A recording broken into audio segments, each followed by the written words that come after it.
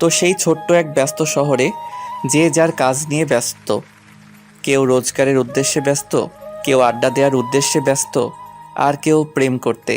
এরই মধ্যে একজন ব্যস্ত ছিল পুরানো একটা ভ্যান গাড়ি, যাতে সুন্দর করে সাজানো আছে ফুচকার সব জিনিসপত্র। ফুচকার নাম শুনতেই প্রায় সবারই জিভে জল চলে আসে, আর সেটা যদি মেয়ে হয় তাহলে তো কথাই নাই। এর মধ্যেও তার কোনো ব্যতিক্রম হলো না। ফুচকার ভ্যান গাড়ি দেখে রাস্তার এক মেয়ের নজর পড়ে গেল, আর ধীরে ধীরে এদিকে আসতে লাগলো। আর হ্যাঁ, সেই ফুচকাওয়ালা ছেলেটার কেউ না, আমি নিজেই। আমার নাম নিলয়। আপাতত এইটুকুই যথেষ্ট। সকালে ঘুম থেকে উঠেই বিজনেস নিয়ে বেরিয়ে পড়েছি। রাস্তায় এত জ্যাম যে ঠিকমতো এগোতেও পারছি না। এক ধাপ সামনে গেলে 2 ধাপ পিছনে আসতে হচ্ছে। এমন পরিস্থিতিতে সবারই মাথা গরম হয়ে যায়। আমার তো একদম 100-এ 100। একটু পর সামনে ফাঁকা হলো। আমার সামনে করা গাড়িটা চলে গেল। সামনে ফাঁকা পেয়ে আমি কেবল টান দিব, তখনই হুট করে কে যেন আমার গাড়ির সামনে এসে দাঁড়িয়ে পড়ল। মেজাজটা একদম সেই লেভেলের হিট হলো। অনেকক্ষণ পর একটু ফাঁকা পেয়েছি। আবার তার মধ্যে এই দ্বিতীয় ঝামেলা কোত্থেকে সামনে এসে হাজির হলো। চোখ তুলে তাকাতেই দেখি একটা মেয়ে, হাতে কলেজের বই খাতা, কলমটা আঙুলের ফাঁকে। অটোমেটিক আমার মন শান্ত হলো। আমি কিছু বলতে যাওয়ার আগেই মেয়েটা আমায় বলল, ও ফুচকা, আমায় কয়টা দেন তো ফুচকা। এই যে ম্যাডাম, এখানে ফুচকা দেওয়া যাবে না। কেন দেওয়া যাবে না? হ্যাঁ, আপনি কি চোখে কম দেখেন? এই মাঝ রাস্তায় কি কেউ ফুচকা দেয়? ও সরি, ফুচকা আমার এত প্রিয় যে দেখলেই পাগল হয়ে যায়। তাই তো মরবেন। কিছু বললেন? আসলে মেম সাহেব, ডাক্তারেরা বলেন যে জিনিস বেশি খেতে মনে চাই সেটাই নাকি শরীরের পক্ষে খারাপ, তাই বলছি। বাহ, আপনি ডাক্তার নাকি? আরে না, কি যে বলেন না ম্যাডাম। যেভাবে বড় বড় নেকচার দিচ্ছেন তো, তাই বললাম আর কি। ছোট ছোট ছুটছাট কথা বলতে বলতে রাস্তার পাশে চলে আসলাম, আর এক জায়গায় ভ্যান দাঁড় করিয়ে ফুচকা সাজাতে লাগলাম। 1 প্লেট ফুচকা তৈরি করে মেয়েটার হাতে দিলাম। মেয়েটা হাতে নিয়েই খেতে শুরু করে দিল। আমি তাকিয়ে থেকে মনে মনে ভাবছিলাম, এই জিনিসটা মেয়েদের এত পছন্দ কেন বুঝি না। ধুর বাপু, এসব জেনে আমার কি? ওরা বেশি বেশি খেলেই তো আমার লাভ। আমার দেরি হয়ে যাচ্ছে। আরে আপনি চলে যাচ্ছেন নাকি? না, এখানে সংসার করব। আরে আজব তো, আপনি এমন করে কথা বলছেন কেন? তো কেমনে বলবো? হ্যাঁ, মানে? রাস্তার মাঝখানে এসে আমার পথ আটকালেন, তারপর রাস্তার পাশে আনলেন। এবার কি বাসায় নেওয়ার চিন্তা ভাবনা আছে নাকি? এক্সকিউজ মি, আপনি একটু বেশি বলছেন কিন্তু। কই বেশি বললাম? আপনার দেখে মনে হচ্ছে আপনি ফুচকাওয়ালা নন, জমিদার একটা। যত সব। না না, মানে আমি গেলাম। আপনার সাথে কথা বলতে গেলে আমার কলেজের টাইম চলে গেছে। ধুরু। এ কথা বলে মেয়েটা তাড়াহুড়ো করে সামনের দিকে এগোতে লাগলো। আমিও আর দাঁড়িয়ে না থেকে আমার উড়োজাহাজ নিয়ে সামনে এগোতে লাগলাম। মনে মনে ভাবলাম, মেয়েটা দেখতে বেশ সুন্দরী, তবে একটু ঝগড়াটে, কিন্তু খুব ভালো। নিজে নিজেই শরম পেলাম, আর মুচকি হেসে আবার কাজে মন দিলাম। ভ্যান গাড়ি পায়ে চালিয়ে যাচ্ছি। কোথায় যাব ঠিক বুঝতে পারছি না। যেতে যেতে দেখলাম সামনে একটা বিশাল কলেজ। আমি আর সামনে না এগিয়ে কলেজের গেটের সামনে দাঁড়িয়ে পড়লাম। দাঁড়িয়ে দাঁড়িয়ে আসবাবপত্রগুলো সাজাতে লাগলাম। তখনই বেল বেজে উঠল। বুঝলাম যে ক্লাস শুরু হলো।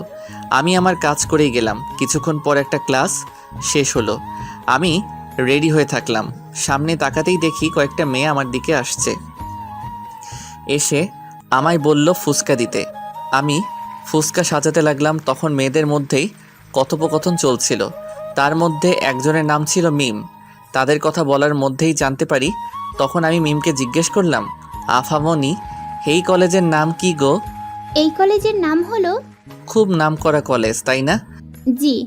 তখন তার বান্ধবীরা বলল, ক্লাসের নাকি সময় হয়ে গেছে। তখন মিম বলল, ভাইয়া থাকেন, ক্লাসের সময় হয়ে গেছে।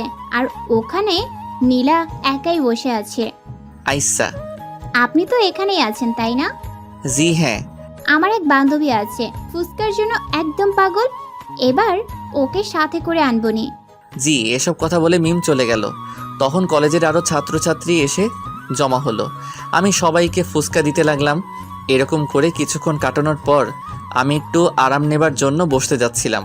ঠিক এমন সময় আমার দুটি চোখ সামনে চলে গেল। চোখ সামনে যেতেই তো আমি থমকে গেলাম। বসার কথা ভুলে আমি দাঁড়িয়ে গেলাম। আরে আমি এটা কি দেখতেছি? এটা তো সেই মেয়ে যাকে রাস্তায় ফুসকা দিচ্ছিলাম। সে এখানে কেন? তাহলে কি এটাই কি তার কলেজ? আমায় দেখলে তো আচ্ছা মতো শুরু করবে। আমি আর ওসব কিছু না ভেবে নিজের কাজে মন দিলাম আর টেরা চোখে একটু একটু করে তার দিকে তাকাচ্ছিলাম। সত্যি বলতে আমি মনে মনে চাচ্ছিলাম মেয়েটা যেন এখানে আসে। হি হি হি। আর আমার মনের কথাটা সত্যি হলো। ওর পাশে তাকিয়ে দেখি মিম। তার মানে মিম আর নীলা এখানে আসবে। হুম, আমার তো মন চাচ্ছে লুঙ্গি ড্যান্স দিব। না থাক, আজ না। নিজেকে সামলিয়ে সোজা হয়ে দাঁড়িয়ে থাকলাম আর নিচের দিকে তাকিয়ে রইলাম। তখন মিম বলল, এই যে ভাইয়া। আমি মুখ তুলতেই তো মেয়েটা অবাক হলো আর আমার দিকে রাগী লুকে তাকিয়ে রইল।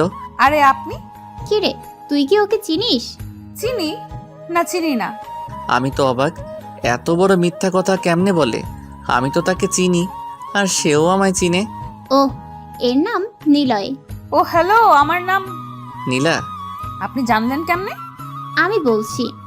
ও আমাদের 1 প্লেট দেন তো। আমি 1 প্লেট ফুচকা সাজাতে লাগলাম আর একটু একটু করে নীলার দিকে তাকাচ্ছি। কখনো কখনো তার সাথে চোখে চোখ পড়ে যাচ্ছিল, কিন্তু আমি তাকে বুঝতে দিচ্ছিলাম না। তারপর প্লেট সাজিয়ে তাদের সামনে এগিয়ে দিলাম। একে একে খেতে লাগলো। আমায়ও খেতে বলল, কিন্তু আমি খাই না বলে দিলাম। তখন আর কেউ কিছু বলল না তাদের মনে। তারা খেতে লাগলো আর আমি নীলার দিকে তাকিয়ে রইলাম। এভাবে সারাদিনটা নীলার কলেজে কাটিয়ে দিলাম। বিকাল হলেই খোঁজ নিয়ে আমার বিজনেস নিয়ে রওনা হয়ে যাই। বিকালে যেও নীলার সাথে দেখা হয়ে যায়, তখন কিছু তাকাতাকি করতেই সময় শেষ হয়ে যায়, যার ফলে আমি চলে আসি। পরের দিন আবার সেই একই কলেজ, মানে নীলার কলেজের দিকে রওনা হলাম। কলেজে যেই আমার কাজ শুরু হলো। আগে ঠিকমতো নীলাকে খুঁজে নিলাম, তারপর শুরু করলাম। মিম নীলাকে সাথে করে নিয়ে আরও কিছু তাদের বান্ধবীদের নিয়ে আমার কাছে ফুচকা খেতে আসতো আর আমি নীলাকে দেখতাম। মেয়েটাকে একদিনেই আমার পছন্দ হয়ে গেছে। খুব সুন্দর লাগে। কেন লাগে তা জানি না, কিন্তু মনে হচ্ছে পৃথিবীতে সে একমাত্র মেয়ে। তো এভাবে কয়েকদিন কেটে গেল। আমি প্রতিদিন কলেজে আসতাম আর নীলাকে দেখতাম।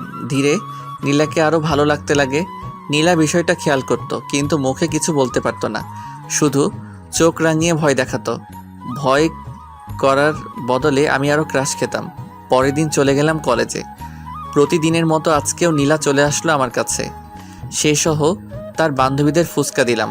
ফুচকা খাওয়ার পরে, নীলা, এবার চল, আজ ম্যাথ ক্লাস করতে হবে। তোরা যা, আমি যাব না। কেন রে, তুই তো ম্যাথে ভালো। আমার কিছু কাজ আছে, যা তোরা। কেমন কাজ রে? বললাম তো যা। ওকে, এই তোরা চল। এই বলে মিম তার অন্য বান্ধবীদের নিয়ে ক্লাসে চলে গেল আর নীলা সেখানেই দাঁড়িয়ে রইল। ব্যাপারটা কি আমি ঠিক বুঝলাম না। আমি আমার কাজ করছিলাম, তখন নীলা বলল, এই তোর সমস্যাটা কি রে? হ্যাঁ, আমার আবার কিসের সমস্যা? তাহলে প্রতিদিন অমন ড্যাব ড্যাব করে তাকাস কেন? আরে এইটুকুই বুঝো না? না, বুঝি না। একটা ছেলে একটা মেয়ের দিকে কেন তাকিয়ে থাকে? আরে জানি না। ধুর, এই তুই কি বলতে চাচ্ছিস? পরিষ্কার করে বল তো। বাংলায় বলবো নাকি ইংরেজিতে বলবো নাকি হিন্দিতে বলবো? তোর ইচ্ছে। मुझे ना तुमसे प्यार हो गया। হ্যাঁ। ও, তার মানে তুমিও রাজি? জিঙ্কু নাকুর বর বউ রাজি তো কেয়া করেগা কাজী। এই, আমি কখন হ্যাঁ বললাম? এই তো এক্ষুনি। দেখ, এসব ফাউল চিন্তা ভাবনা মাথা থেকে বাদ দে। কোনটা ফাউল? আমি তোমায় ভালোবাসি, এটাই সত্যি। দেখ, নিজের লিমিটের মধ্যে থাক, লিমিট ক্রস করিস না। তাই তো করছি। লেখাপড়া লও জানে না, সারাদিন ফুচকা বিক্রি করে খায়, থাকার মতো কোনো জায়গাও আছে কিনা সন্দেহ, আর আইসে আমার সাথে প্রেম করতে। তুমি সত্যি বলেছো, আমি লেখাপড়া জানি না। তো লিমিটের মধ্যেই থাক। কিন্তু আমি একটু একটু ইংরেজি আর হিন্দি পারি। এটা এখানকার ছোট বাচ্চারাও পারে। হুম। শোন, রাস্তার ফুচকাওয়ালা হয়ে 7 তলার চাঁদে হাত দিতে চাস না। চাঁদ? আজকাল তো 7 তলায় চাঁদ দেখা যায় না, দেখা যায় শুধু ময়দা সুন্দরী। কি বললি?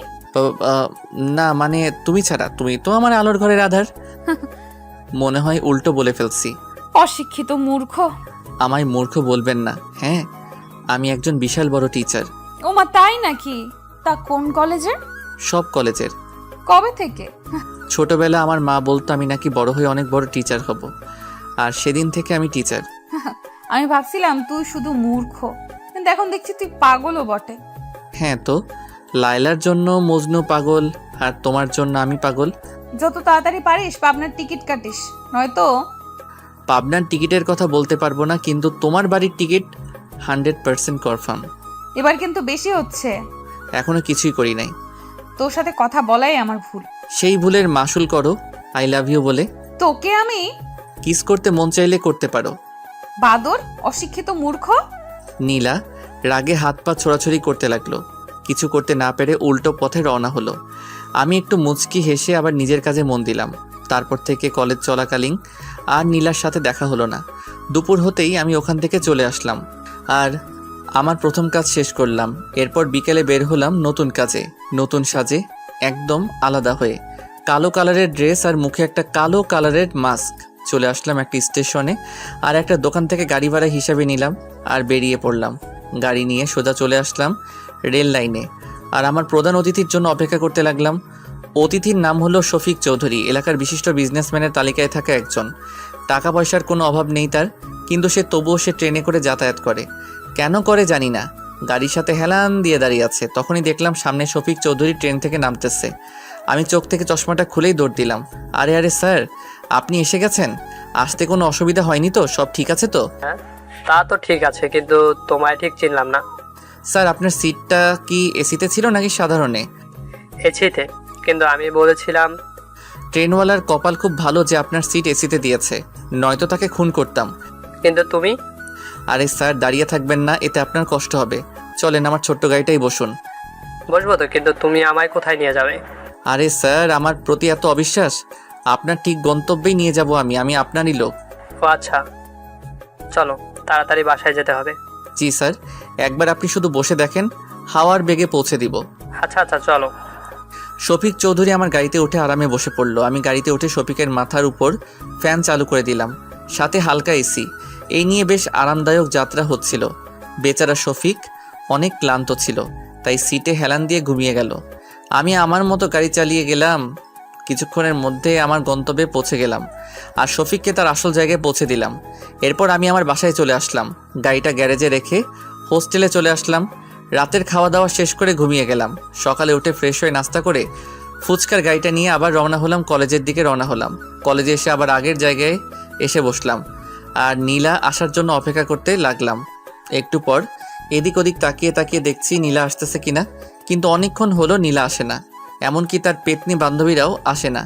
কি করব বুঝতে পারছি না। তখন একটা ছেলে এসে ফুচকা চাইলো। আমি বিরক্তিকর মুড নিয়ে ফুচকা দিচ্ছিলাম। এমন সময় পিছনে তাকিয়ে দেখি নীলা আর তার সব বান্ধবীরা আসতেছে। আমার মনের মধ্যে তো লাড্ডু ফুটতে লাগলো। মুচকি এসে নিজের কাজে মন দিলাম। নীলা আমার দিকে তাকানো তো দূরের কথা, আমার কাছ দিয়েও আসলো না। আমি মনে মনে বললাম, যতই তুমি পালিয়ে পালিয়ে থাকো না কেন, একদিন আমার কাছে ঠিকই আসতে হবে। এরপর আমি আর কিছু বললাম না। নীলা সোজা ক্লাসে চলে গেল। আমি মন খারাপ করে নিচের দিকে তাকালাম। কিছুক্ষণ পর নীলা ক্লাস শেষ করে বেরিয়ে আসলো আর তাকে দেখার সাথে সাথে তো আমার মন খুশি হয়ে গেল। কিন্তু নীলা আমার দিকে না এসে পাশ কাটিয়ে চলে যাচ্ছিল। তখন আমার মাথায় একটা বদ বুদ্ধি বেরিয়ে এলো। ব্যাস, ভাবতে দেরি করতে দেরি নট। আজকের টক কিন্তু সেই হইছে, তাই না? আমার সামনে কয়েকটা মেয়ে ফুচকা খাচ্ছিল। আমার কথা শুনে তারা মাথা তুলে মুখে হ্যাঁ জবাব দিল। ব্যাস, আমার কাজ হয়ে গেল। এবার মিমের কাজ। নীলা, না মিম, আজ ওদিকে যাবি না। শোন না, আজকে টক নাকি হেভি হয়েছে, চল না। মিম, এসব ওই বাদরটার চালাকি। তুই থাক, আমি গেলাম। আরে আরে শোন, আচ্ছা চল, আমিও যাব।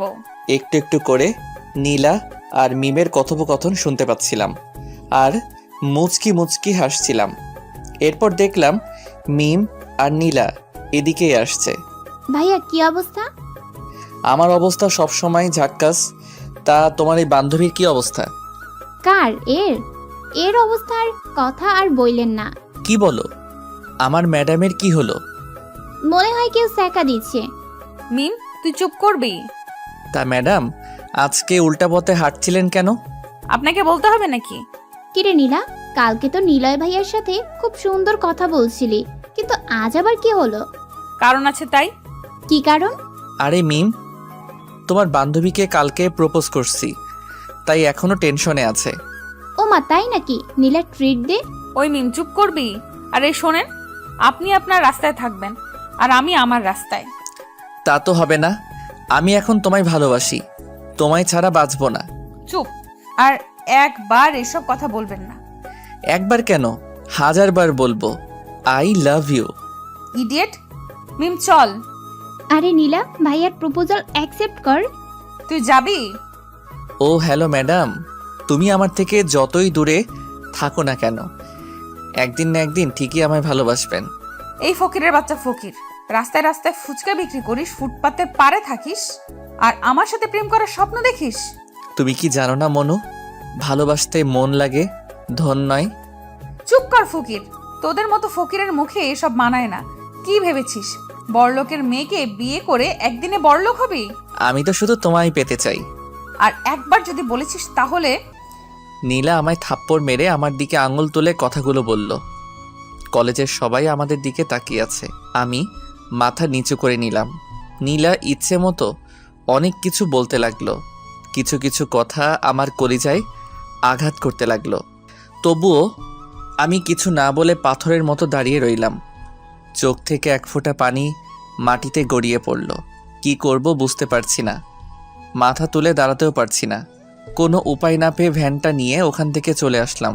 ভ্যান এনে ভ্যানের জায়গায় রাখলাম। এরপর প্রথম চ্যাপ্টার বাদ দিয়ে দ্বিতীয় চ্যাপ্টারে প্রবেশ করলাম। এমনিতেও বেলা গড়িয়ে দুপুর হয়ে গেছে, তাই সোজা সাপটা গোসল করার জন্য বেরিয়ে পড়লাম। নলকূপে যেয়ে পানি তুলে গোসল করলাম। এরপর প্যান্ট শার্ট পরে গ্যারেজে আসলাম। এসে পাশের হোটেলে দুপুরের খাবার খেয়ে নিলাম। এরপর নতুন এক গাড়ি নিয়ে বেরিয়ে পড়লাম। কিছু দূর আসতেই মুখে সেই ব্ল্যাক কালারের মাস্ক পরে নিলাম আর চোখে সানগ্লাস। তারপর সোজা আমার গন্তব্যে আসলাম। এক বিশাল কোম্পানির সামনে এসে গাড়ি ব্রেক করলাম আর গাড়ি থেকে নেমে সোজা ভিতরে আসতে লাগলাম। গার্ড এসে আমায় সার্চ করলো, এরপর ভিতরে পাঠিয়ে দিল। অবশ্য জিজ্ঞেস করছিল আমি কে। তখন আমি বলছি তোমার বসের ড্রাইভার। এরপরে আর আমায় আটকালো না। আমি বিনা বাধায় ভিতরে চলে আসলাম আর সোজা এমডির রুমে নক দিলাম। আসসালামু আলাইকুম সাহেব। ওয়ালাইকুম আসসালাম। কে আপনি? আগে আপনি কি আসলাম? তওবা তওবা, গুরুজনের নাম মুখে নিতে নেই। আরে সমস্যা নেই, আমি আসলাম। অনেক নাম শুনেছি আপনার। আপনি নিজের শরীর খাটিয়ে এত বড় হয়েছেন, আপনাকে দেখে আমার অনেক গর্ব হয়। অবশ্যই, আমার কর্মের ফল এসব। আপনি তো মহান সাহেব, একজন চাকর হয়ে আজ এত বড় কোম্পানির মালিক। কি কি কি কি বলছিস তুই? মানে সাহেব, আমি বলছিলাম আপনি তো আগে খুব গরিব ছিলেন, নিজের বুদ্ধি খাটিয়ে শ্রম দিয়ে এত বড় কোম্পানির মালিক হয়েছেন। কিন্তু তুই কেমনে জানলি? আরে সাহেব, আপনার মতো মহান মানুষের জীবনী সবাই জানে, সবাই আপনার থেকে কিছু শিখতে চায়। তাই নাকি? হ্যাঁ সাহেব, আপনার ড্রাইভার হতে পেরে আমিও খুব খুশি। ওহ, তার মানে তুই আমার ড্রাইভার? জি সাহেব, চলেন আপনার বাসায় পৌঁছে দিই। ম্যাডাম আপনায় তাড়াতাড়ি যেতে বলেছে, কি যেন সারপ্রাইজ দিবে। সামান্য 2 টাকার ড্রাইভার হয়ে আমার সামনে সানগ্লাস পরার সাহস হলো কি করে তোর? অপরাধ নিবেন না সাহেব, আসলে আমার চোখে সমস্যা, ডাক্তার বলেছে চশমা যেন না খুলি। ও আচ্ছা, আমি খুব ক্লান্ত, চলো। এরপর আমি আসলামের সাথে বাইরে চলে আসলাম আর আসলামকে গাড়িতে বসিয়ে দিয়ে আমি ড্রাইভ করতে লাগলাম। গ্লাসে দেখলাম আসলাম ফোন টিপছিল। আমি বললাম, আচ্ছা সাহেব, আপনি এত বড় লোক কি করে হলেন? কেন হঠাৎ এমন প্রশ্ন কেন? অপরাধ নিবেন না সাহেব, আসলে আপনি অনেক মহান মানুষ তো, তাই আপনার থেকে আমি কিছু শিখতে চাই। ওহ, আমি এত বড় লোক হয়েছি আমার পরিশ্রমে, অনেক পরিশ্রমের মাধ্যমে আজ আমি এখানে। ফকির থেকে বড় লোক? কি বললি তুই? না মানে সাহেব, আসলে বলছিলাম ফকির থেকে কি করে বড় লোক হলেন। তুই কি কানে কম শুনিস নাকি? বললামই তো। সাহেব, আমার কান একদম পরিষ্কার। আচ্ছা, আপনার লিডার তো ছিল, যার কথায় আপনি সবকিছু করতেন। এই তুই কে রে? তুই এত কিছু কি করে জানিস? আর এত কিছু কেন? পরিচয় দিলে আপনি শুনতে পারবেন না, তাই থাক। এরপর আর কিছু বললাম না, সোজা গাড়ি চালাতে লাগলাম। অনেকগুলো পথ জার্নি করে অবশেষে এসে পৌঁছালাম আসলামের বাসার সামনে। আসলামকে ওখানে নামিয়ে দিয়ে আমি আমার গন্তব্যে রওনা দিলাম। আমার গন্তব্যে আসতে আসতে সন্ধ্যা হয়ে গেল। এরপর সন্ধ্যায় বস্তিতে চলে আসলাম। তার আগে গ্যারেজে গিয়ে গাড়ি জমা দিয়ে আসলাম। সঙ্গে হোস্টেল থেকে কিছু খাবার নিয়ে চলে আসলাম বস্তিতে। রাতের খাবার খেয়ে ঘুমিয়ে গেলাম। সকালের পাখির ডাকে চোখ থেকে ঘুম হারালো। কেন জানি মনটা খুব খারাপ লাগছে। পুরনো দিনের কথা খুব মনে পড়ছে। সকাল সকাল মনটা খারাপ হয়ে গেল। অনেক কষ্টে সব ভুলতে সক্ষম হলাম। তারপর ফ্রেশ হয়ে ফুচকার গাড়িটা নিয়ে বাজারের দিকে রওনা হলাম। বাজারে এসে হালকা নাস্তা করে নিলাম। এরই মধ্যে কলেজের টাইম হয়ে গেল। তাই আর দেরি না করে কলেজের দিকে রওনা দিলাম। কলেজে আসতেই দেখি এক সারিতে অনেকগুলো গাড়ি। মনে এক প্রকার প্রশ্ন জাগলো। ভ্যান থেকে নেমে আমিও যোগ দিলাম সবার সাথে।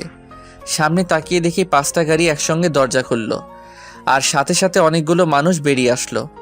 দেখে মনে হচ্ছে এরা বডিগার্ড, কিন্তু কার বডিগার্ড? তখনই মাঝখানের গাড়িটা থেকে নীলা নেমে আসলো। আমি দেখে তেমন অবাক হলাম না, কারণ এটা হবার ছিল, তা আমার আগে থেকেই জানা ছিল। তো কলেজের সবাই হা করে নীলার দিকে তাকিয়ে আছে, সাথে আমিও। নীলা কিছুটা বিরক্তিকর মোড নিয়ে গাড়ি থেকে নেমে হাঁটতে লাগলো। নীলাকে চলে যেতে দেখে মিমও তার সাথে চলে গেল। কিছুক্ষণের মধ্যে জায়গাটা ফাঁকা হয়ে গেল। আমিও আর দাঁড়িয়ে না থেকে আমার জায়গায় চলে গেলাম। একটু পর মিম আসলো, আর সাথে নীলাও ছিল, কিন্তু নীলার মনটা একটু খারাপ ছিল। আর আমি খেয়াল করলাম নীলার বডিগার্ডরা দূরে দাঁড়িয়ে এদিক সেদিক তাকিয়ে আছে, এদিকে তাকিয়ে আছে। আমায় দেখে নীলা খুশি হলো নাকি রেগে গেল ঠিক বুঝতে পারলাম না, কিন্তু চোখে রাগের ছায়া দেখতে পেলাম। হাই ভাইয়া। কিরে, তুই আজকেও আসছিস? কেন না আসার কি আছে? এটা আমার ব্যবসা, এই কাজ করেই আমার পেট চলে, এর জন্য আমার সব করতে হবে। এই তো লাইনে আসছিস। প্লিজ ম্যাম সাহেব, আমার ফুচকার দোকান আনতে নিষেধ করবেন না, তাহলে আমায় না খেয়ে মরতে হবে। হুম। এই তুই হাসছিস কেন? কি ম্যাডাম, ভাবছিলেন এসব কথাই বলবো এসে, তাই না? আচ্ছা যান, আপনার ইচ্ছাটা পূরণ করলাম। ম্যাডাম, আমি খুব জেদি ছেলে, যা চাই তা আমার করেই ছাড়ি। তুই আবার কি চাইছিস? কেন জানেন না? না। ধুরু, আপনার মাথায় কি আছে বলুন তো? আমি আর কতবার বলবো আমি আপনাকে ভালোবাসি? ভূত এখনো নামে নাই। এ ভূত কোনোদিন নামবে না। কালকে তোকে কত করে অপমান করলাম পুরো কলেজের সামনে, তবু আজ এই একই কথা। মরার আগ পর্যন্ত এই একই কথা থাকবে। দেখেছিস আমার সাথে কতগুলো বডিগার্ড, আমি ওদের বললে না তোর হাত পা একটাও আস্ত পাবি না। এই তুই কি পাগল? সামান্য একটা ফুচকাওয়ালা হয়ে আমার পেছনে লাগিস? ভয় করি না। হ্যাঁ আমি গরিব, আমি ফুচকা বিক্রি করি, কিন্তু গরিব হলেও আমার মন অনেক বড়, আর সেখানে শুধু তোমায় বসানো আছে। বাহ, খুব সুন্দর তো ডায়লগ। কি করব বলো, অনেক খুঁজেও এর থেকে ভালো ডায়লগ পাই নাই। উফ, মেয়েকে চুপ করতে বল। ওকে চুপ। আর তোর সাথে কে কে থাকে? আমি আর তুমি? মানে? মানে তুমি তো সবসময় আমার মনের মধ্যেই থাকো, তাই খেতে বসলে তোমার কথা মনে পড়ে, ঘুমাতে গেলে তোমার কথা মনে পড়ে। এই চুপ, এইসব সিনেমার ডায়লগ বাদ দিয়ে সত্যি কথা বল। পৃথিবীতে আমার আপন বলতে কেউ নাই গো। আমি খুব এতিম, কান্না করলে দেখার কেউ নেই, অসুস্থ হলেও দেখার কেউ নাই। ইমোশনাল হয়ে গেছো? আরে আমি পিওর এতিম, আগেও কেউ নাই আর পিছনেও কেউ নাই, আমি একদম স্বাধীন। হিহি। তুই কি পাগল? আমার তো সত্যি মনে হচ্ছে তুই পাগল। হ্যাঁ তো তোমার জন্য পাগল। দেখ, আবারও বলছি এসব পাগলামি করিস না। আমার বাবা এসব জানতে পারলে তোকে মেরে টুকরো টুকরো করবে। তোমার জন্য আমি মরতেও পারি। উফ, তুই জানিস আমার সাথে কতগুলো বডিগার্ড আছে? ওদেরকেই তো পেরিয়ে আসতে পারবি না। আরে এরা তো আমার কিচ্ছু করতে পারবে না। এতই যখন শখ, তাহলে আর একটা ক্লাস পরে সবার সামনে আমায় ফুল দিয়ে দেখা। এটা আবার কোনো ব্যাপার হলো নাকি? তখন দেখলাম নীলার বডিগার্ডের একটা ছেলেকে আচ্ছা মতো পিটানি দিচ্ছে, কিন্তু কেউ কিছু বলছে না, এমনকি কলেজের স্যারেরাও দাঁড়িয়ে থেকে দেখছে। ওরা যাকে মারছে সে কাল বিকেলে আমায় প্রপোজ করেছিল। কালকে ওরা আসার আগেই ছেলেটা চলে আসে, তাই আজ। ও, এর পরেও কি আমায় ভালোবাসবি? আবার জিগায়। ম্যাডাম একটা কথা মনে রাখবেন, ভালোবাসাটা যদি মন থেকে হয় না, তাহলে পৃথিবীর কোনো শক্তি সেটাকে ভাঙতে পারে না। তাই? হুম। কি বলছি মনে থাকে জানো? চল মিম। তোমার জন্য জীবনও দিতে পারি, মার খাওয়া তো দূরের কথা। ডায়লগ কম মার। হি হি। চল মিম। এ কথা বলে মিম আর নীলা চলে গেল। আমি ওদের যাওয়ার দিকে তাকিয়ে রইলাম। এদিকে মিম আর নীলা ক্লাসরুমের দিকে আসতে আসতে হঠাৎ মিম বলল, নীলা, এটা কি করলি? কই কি করলাম? ছেলেটা তোকে এত ভালোবাসে আর ওকে বিপদে ফেললি? আমার বাবাকে তো চিনিস, ঘাট থেকে মাথা আলাদা করে দিবে। তার থেকে বরং বডিগার্ডের হাতে মার খেয়ে যদি ওর পাগলামিটা ছোটে। তুই কি ভেবেছিস ওরা নিলয়কে কি বাঁচিয়ে রাখবে? মেরে ফেলবে। জানি, কারণ আমার পেছনে যতই ছেলে এসেছে তারা সবাই মরছে, এটাও মরবেই। তুই মানুষ নাকি অন্য কিছু? ছেলেটা তোকে পাগলের মতো ভালোবাসে আর তুই তাকে মৃত্যুর মুখে ঠেলে দিচ্ছিস। ওকে অনেক বুঝিয়েছি, না বুঝলে আমি কি করব? আর তোর কেন এত দরদ হচ্ছে?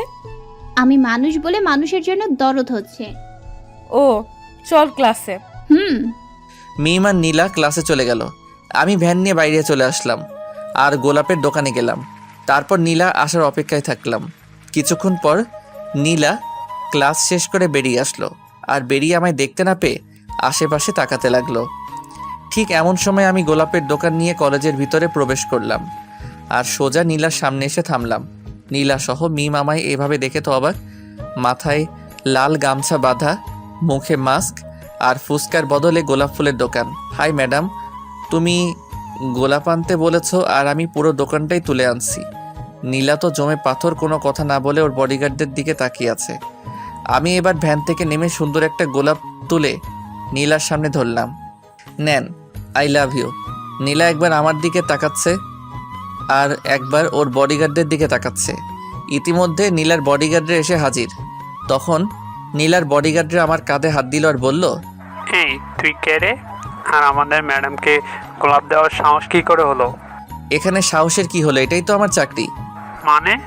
মানে খুব সোজা। আমি অনলাইনের মাধ্যমে ফুলের ব্যবসা করি।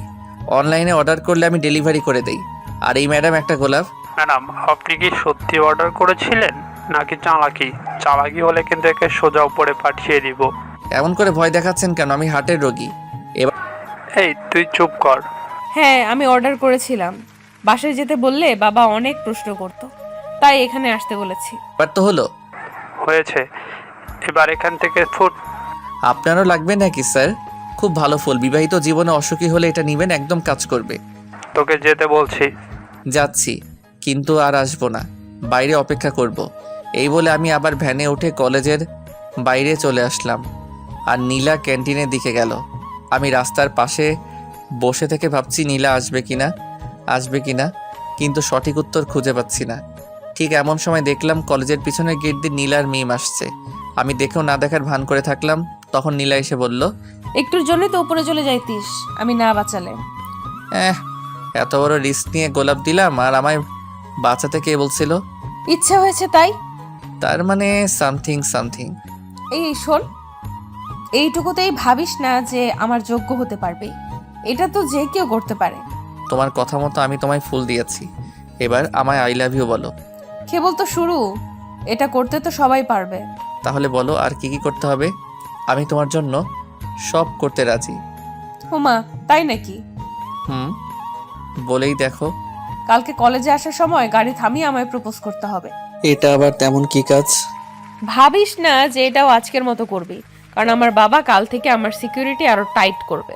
তোমার বাবা যতই না করুক না কেন আমায় আটকাতে পারবে না। কালকেই দেখা যাবে। যদি পারি তাহলে কি ভালোবাসবে না? তোর মুখে কি আর কোনো কথা নাই? গো সোনা, যদি কালকে এইসব বডিগার্ডের মধ্যে দিয়েও সকাল 9টায় আমার সামনে আসতে পারিস আর আমার সাথে কথা বলতে পারিস, তাহলে কি? তাহলে ভেবে দেখবো। এই তোমরা মেয়েরা এই ভাবাভাবি ছাড়া কি কিছু বোঝো না নাকি? সিনেমার মতো বলে দিল ভেবে দেখবে। আগে তো এসে দেখা। তোমায় ভালোবাসি, বাসছি জীবন দিয়ে। আর যদি তোমায় না পাই তাহলে জীবন রেখে কি লাভ? ফালতু কথা ছাড়, মিম চল। এ কথা বলে নীলা আর মিম হাঁটতে লাগলো। তখন আমি পিছন থেকে ডাক দিলাম। নীলা ঘুরে তাকাতেই, নীলা, কি? I love you. Idiot. Toot toot টুট। তারপর নীলা চোখে মুখে রাগ দেখে চলে গেল। আমি কিছুক্ষণ নীলার দিকে তাকিয়ে থাকলাম। এরপর আমিও আর ওখানে থাকলাম না, ভ্যান গাড়ি নিয়ে সোজা হোস্টেলের দিকে রওনা হলাম। এসে ভ্যান গাড়িটা গ্যারেজে রাখলাম, তারপর গোসল করে নিলাম। এরই মধ্যে দুপুর হয়ে গেল। চারদিকে মসজিদের মাইকে আজান দিতে লাগলো। আমি গোসল করে এসে খাটের উপর বসে পড়লাম আর ভাবলাম কি করে কালকে নীলার সাথে দেখা করব। শরীরটা খুব ক্লান্ত ছিল, তাই ভাবতে ভাবতে খাটের উপর শুয়ে গেলাম। এরপর নিজের অজান্তেই ঘুমিয়ে গেলাম। ঘুম ভাঙল ঠিক 4টার সময়। উঠে দেখি আমার ফোন বাজতেছে। ছোটোখাটো একটা ভাঙনি মোবাইল ইউজ করি। খাটের উপর থেকে ফোনটা তুলে কানের কাছে ধরলাম। কয়েকটা কথা শুনে বুঝলাম হাসপাতাল থেকে কথা বলছে। আমি আর দেরি করলাম না, উঠে চোখে মুখে পানি দিয়ে সোজা হাসপাতালে চলে গেলাম। হাসপাতালে এসে দেখা সাক্ষাৎ করে চলে আসলাম। বাসায় আসতে সন্ধ্যা হয়ে গেল, তাই আজ আর কোথাও বের না হয়ে হোটেলে এসে কিছু খাবার খেলাম। কিছুটা প্যাকেটে করে নিয়ে আবার হাসপাতালে গেলাম। সেখানে রাত 9টা পর্যন্ত থাকলাম। এরপর হোস্টেলে এসে চোখে মুখে পানি দিয়ে ঘুমিয়ে গেলাম। সকালে উঠতেই মনে পড়ে গেল নীলার শর্তের কথা। সকাল সকাল মাথা হ্যাং হয়ে গেল, কি করব ভেবে পাচ্ছিলাম না। তবুও সাহস করে নীলার বাসার দিকে রওনা হলাম। আর কিছুক্ষণের মধ্যে নীলার বাসায় চলেও আসলাম। এখন বাজে সকাল 7টা, আর মাত্র 2 ঘন্টা 6 আছে। নীলার বাড়িটা সেই হিয়া বড়, চারদিকে গার্ড, একটা পিঁপড়া ঢোকার মতো ক্ষমতা নেই সেখানে। আমি তো শেষ। আমি আমার কাজে লেগে গেলাম। কাজটা করতে পারবো কিনা জানি না, তবে সাহস বুকে রাখতেই হবে, নয়তো প্রেম করার আগে দেবদাস হয়ে ঘুরতে হবে। যতগুলো গার্ড, তাতে মনে হচ্ছে ভিতরে যাওয়া আমার পক্ষে সম্ভব না। কোনো রকম চালাকি করলেই সোজা উপরে পাঠিয়ে দিবে, একদম বিনা টিকিটে। এদিকে নীলা দেওয়ার সময়ও কাছিয়ে যাচ্ছে, কি করব ভেবে পাচ্ছি না। নীলা যাবার সময় গাড়ি থামালে তো পুরো প্ল্যান শেষ, কারণ আমি তো শেষ। কিছু একটা তো করতে হবে, কিন্তু কি করব? ওদিকে নীলা ঘোর চিন্তায় মগ্ন। নীলয় কি সত্যি পারবে নাকি ভয় পেয়ে পালাবে? দুজনের মনে দুটো প্রশ্ন। এরই মধ্যে নীলার কলেজে যাবার সময় হয়ে গেল। 9টা বাজতে আর 10 মিনিট সময় আছে। নীলা কলেজে যাবার জন্য তৈরি হয়ে নিল আর গাড়িতে এসে বসলো। তার গার্ডরা এসে তাদের গাড়িতে বসলো। আর নিয়ম মতো নীলার সামনে 2টো গাড়ি আর পিছনে 2টো গাড়ি। এরপর রওনা হলো। এদিকে নীলার মনে একটাই চিন্তা, সে এদিক ওদিক তাকাচ্ছে আর দেখছে নিলয় আসছে কিনা। নীলার দেওয়ার সময় ঠিক 9টা বাজতে 1 মিনিট বাকি। গাড়ি তার গতিতে চলছে, টিকটিক করে 1 মিনিট পুরা হয়ে গেল আর 9টা বেজে গেল। 9টা বাজার সঙ্গে সঙ্গে গাড়ি থেমে গেল।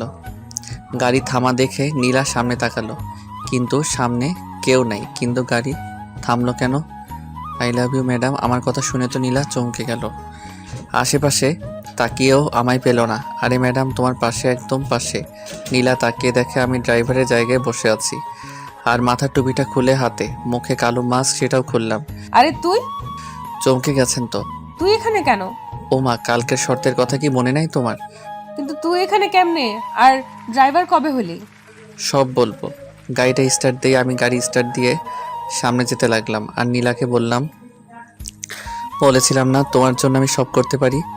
বাজে কথা বাদ দে, আর বলবো কেমনে করলি তুই এটা? আগে ওটা বলো। কোনটা? আমি যেটা বলছি ওটা। তোকে যা বলতে বলছি তার উত্তর দে। ওকে, কালকে রাতে আমি হাসপাতালে ছিলাম আর তখন এক লোক সেখানে গেল। আমি দাঁড়িয়েছিলাম, দেখলাম সেই লোকটা খুব কান্নাকাটি করছিল। তখন আমি ওর পিছনে পিছনে গেলাম আর দেখলাম একটা ছোট্ট মেয়ের পাশে বসে কাঁদছিল। আমি যে জিজ্ঞেস করি কেন কান্না করছে। তারপর সে বলল তার মেয়ের নাকি ব্লাড ক্যান্সার, অনেক রক্ত লাগবে। সে যেখানে চাকরি করে সেখান থেকে টাকা চেয়েও নাকি তাকে দেয় নাই। এখন রক্ত না হলে তার মেয়েটা মারা যাবে। তারপর আমি জিজ্ঞেস করলাম সে কোথায় চাকরি করে। তখন উত্তর দিল সে তোমার ড্রাইভার, আর তোমার বাবা নাকি তাকে টাকা দিতে চায়নি।